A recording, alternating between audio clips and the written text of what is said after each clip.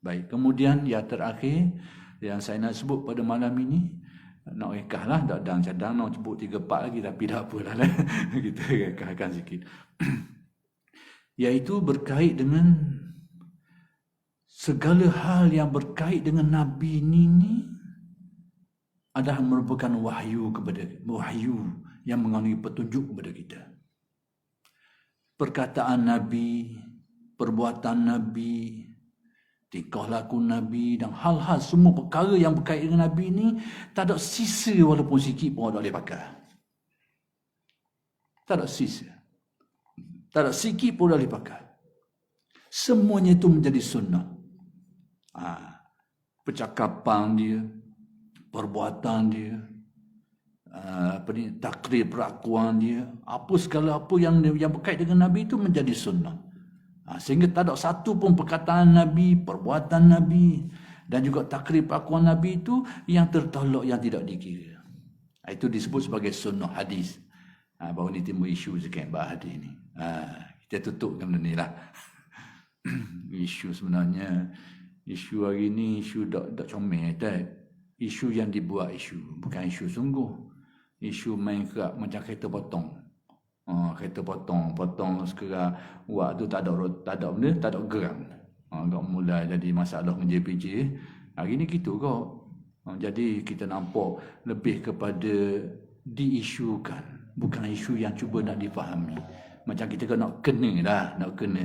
Ya potong sekerak. Lepas tu mengolah secara yang tidak tepat. Ini banyak berlaku. Ini ketidakjujuran.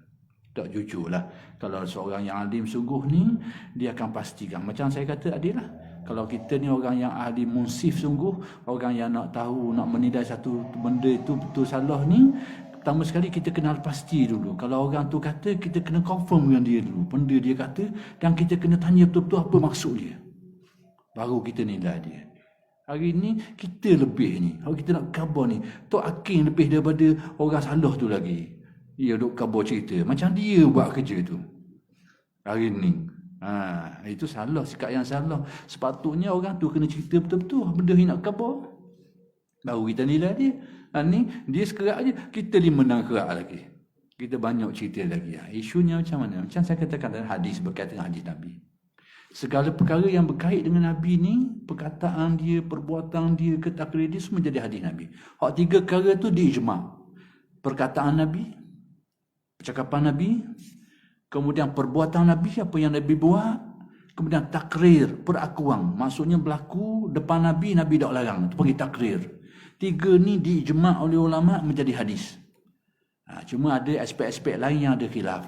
Macam cara Nabi, perjalanan Nabi, itu ada hal. Sirah Nabi, sejarah Nabi dan sebagainya. Itu jadi sunnah juga ke? Itu ada khilaf lah, ada bahasan dari ulama'. Tapi 3 perkara ni disepakati menjadi sunnah.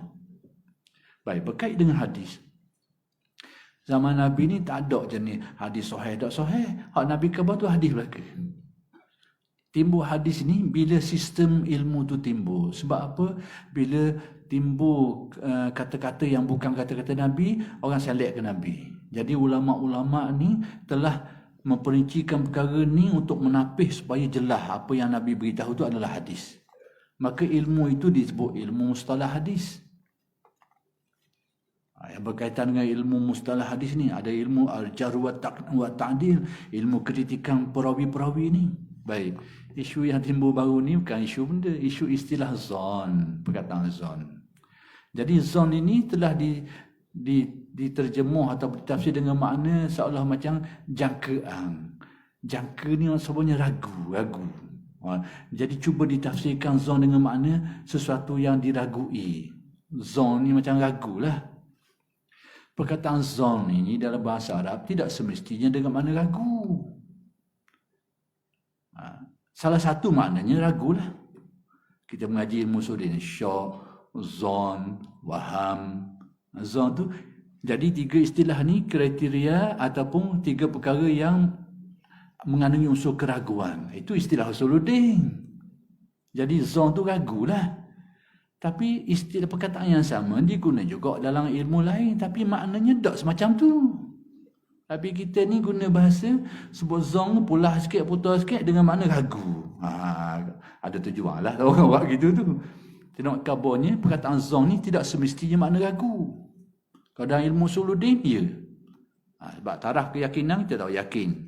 Kurang daripada yakin ni dipanggil sama ada syok, kalau 50-50. Zon jadi 70-30 atau seumpamanya. Waham ni 30-70 terbalik.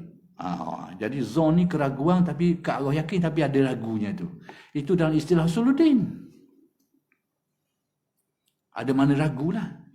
Tapi perkataan zon ini, nak cover perkataan dulu sebelum gibah hadis ni lah. Perkataan dulu. Kadang-kadang digunakan dengan makna keyakinan. Baik, di dalam hadis Nabi ada sebut. Hadis kursi. Ana inda zanni abdi bi. Aku, kata Allah, hadis kursi, menurut zon hamba-Ku terhadap aku. Kalau kita terjemah, aku ni berdasarkan keraguan hamba-Ku terhadap aku. Padahal, aku, kata Allah Ta'ala, menurut keraguan. Keraguan tu tolaklah ludah dalam bab akidah. Jadi zon dalam hadis ni dengan mana? Aku menurut kefahaman atau keyakinan hamba-Ku terhadap aku. Yang ni Allah Ta'ala melayani kita ni menurut kadar kefahaman keyakinan kita terhadapnya. Kalau kuat keyakinan, ada cara bagaimana Allah Ta'ala melayani kita. Kalau kita lemah sikit, ada caranya yang sesuai. Jadi zon dalam hadis ni dengan mana keyakinan. Bukan dengan mana ragu. Ini dari segi zon, perkataan zon tu dulu. Jadi nak kabarnya, zon ini dari segi istilah ada kalanya dengan makna ragu, ada makna gitu. Ada kalanya dengan makna lain. Kemudian zon ni dalam istilah ilmu ni makna lain, istilah ilmu ni makna lain pula. Baik, penutupnya nak balik kepada hadis lah. Bagaimana istilah zon ini berkait dengan hadis Nabi. Jadi, ulama menggunakan istilah zon dalam hadis ni dari segi nak menilai perawi tu, perawi yang meriwayatkan hadis tu. Sehingga timbulnya hadis sahih, hadis hasan, hadis dhaif, hadis mutawatir, hadis ahad tu sebab apa ni? Kerana timbulnya tahap keyakinan tu, tahap keyakinan dok sama tu. Bila kuat dia jadi mutawatir. Dia kurang jadi ahad, orang panggil. Ataupun kita tengok pembagian lain, hak kuat, lebih kuat sikit, hadis sahih. Kurang jadi hasan, kurang lagi jadi dhaif. Itu adalah nak menyatakan bagaimana keyakinan kita tu terhadap perawi yang meriwayatkan tu, meriwayatkan hadis tu. Jadi di situ timbul istilah zon. Zon ni bukan berarti sangka-sangka. Nisbah kepada kekuatan kepercayaan kita tu.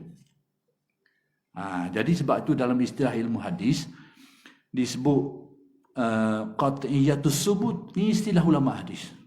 Ada kala yang disebut zonniyatus subut. Apa artinya?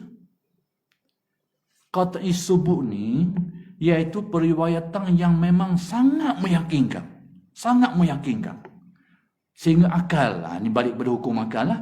Sehingga akal menetapkan memang tak ada kemungkinan lah. Dari segi hukum akal tak ada kemungkinan berlaku penipuan terhadap Nabi.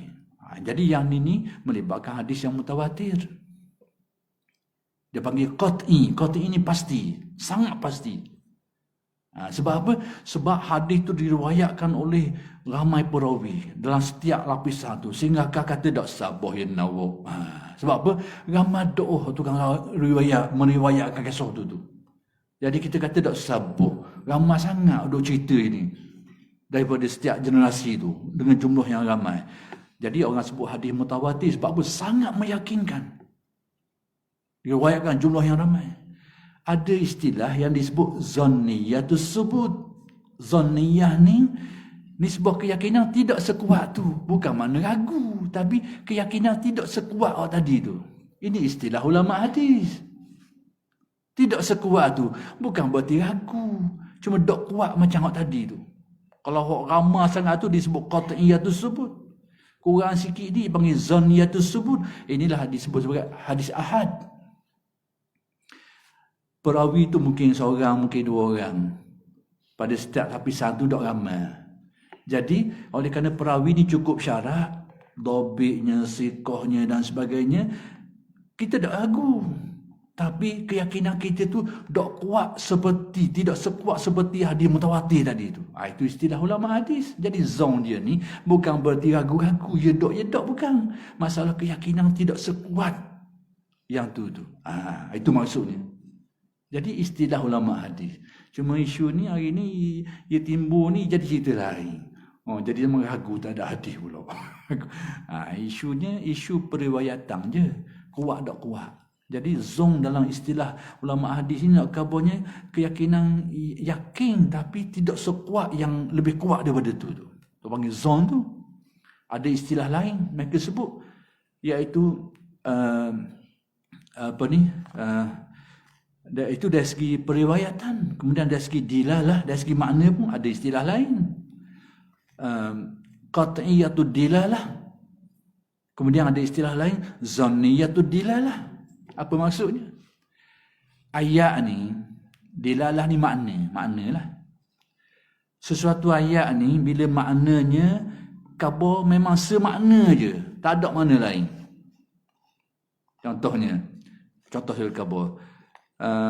Bila saya suruh gila makan nasi, orang tak faham makna lain dah, makna satu je, tak ada makna lain dah.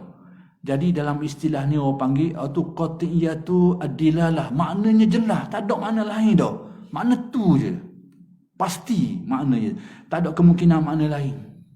Itu panggil qat'i, pasti, kuat, jelas. Tapi ada istilah dia panggil zanniyatud dilalah, zon. Contohnya ke mana? Saya kata, dia ambil bunga emah tu. Dia ambil bunga emah orang tu. Perkataan tu banyak makna. So, dia ambil bunga depan rumah dia boleh jadi kok. So, dia mina anak dia pun jadi kok. Ayat tu kata, esok mu dia ambil bunga emah tu. Makna je banyak. So, dia ambil bunga sungguh. Kalau kita jadi betul-betul, dia ambil bunga depan rumah dia. Tapi kalau mikir, dia ambil apa? Mau kita belambak dah. Jadi, suruh tu makna lain. Ni suruh lain ni. Dia ambil bunga ni, suruh makna lain ni. Ada banyak makna. Jadi, bila sesuatu ayat tu banyak makna, ulama hadis mengistilahkan dia sebagai zanniyatud dilalah. Makna je banyak. Jadi, mana sehak pasti, maka yang mungkin berdasarkan tafsiran gitu gini, makna ni masuk andayang. Maksudnya tidak seperti hak tadi tu, ayat tu semakna je. Bila semakna memang tidak diragukan lagi, memang itulah maksud dia. Tapi bila banyak makna, ada kemungkinan belaka ni. Jadi ulama ahli hadis mengistilahkannya sebagai zanniyatud dilalah. Jadi istilah zon dalam ilmu hadis ni bukan masuk ragu-ragu, yedok. Maknanya kekuatan keyakinan tu tidak sekuat yang lain tu. Itu istilahnya. Jadi tak timbul masalah ragu-ragu tak ada hadis, anti hadis lah, tolak hadis. Bukan, itu hal lain. Itu bawa tak lain tu. Jadi balik kita kepada asal bahawa segala apa yang dinisbahkan kepada Nabi SAW ni, dia adalah menjadi hadis, menjadi sunnah. Menjadi sunnah yang kita ni boleh terpakai semuanya. Tak ada benda yang tersisa satu pun. Dan kita tak akan jumpa manusia pasal ni. Sebab manusia ni mesti ada salah walaupun sikit. Tapi yang tidak ada kesalahan adalah para nabi dan rasul alaihi wasallam, khususnya Nabi Muhammad sallallahu alaihi wasallam. Jadi saya rasa sekadar itulah yang dapat saya kongsikan pada kali ini. Mudah-mudahan yang sedikit itu memberi manfaat kepada kita semua. Mohon maaflah kalau ada bahasa ada apa nak faham sikit ataupun bahasa-bahasa bahasa kasar ke tak faham oleh, minta maaf banyak-banyaklah. Sekianlah saja dulu.